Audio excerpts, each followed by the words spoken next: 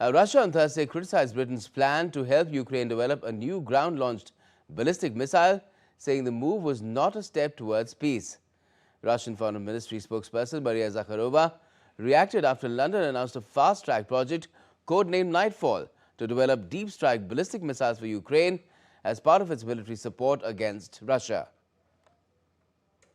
Also announced the start of development in Britain of the Nightfall ballistic missile with the aim of boosting the firepower of Ukrainian armed forces. As you see, this is another step not in a peaceful direction. Some 18 million British pounds is allocated to develop a test sample within a year.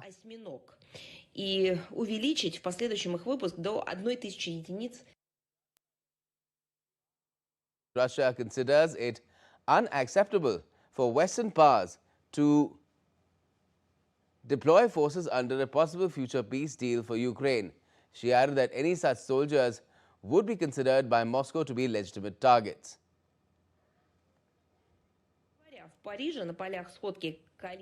On January 6th in Paris, on the so-called Coalition of the Willing, meeting sidelines British Prime Minister Keir Starmer, together with the French President and the head of the Kiev regime, signed a declaration of intent, outlining plans to deploy certain multinational forces in Ukraine, essentially Western occupation troops.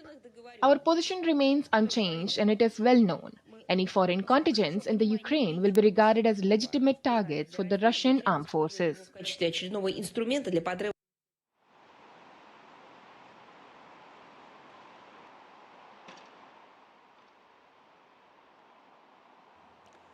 And on the issue of Greenland, Russian Foreign Ministry spokesperson said that it was unacceptable for the West to keep claiming that Russia and China threatened Greenland, and said the crisis over the territory showed the inconsistency of the West's implementation of the so-called rules-based world order.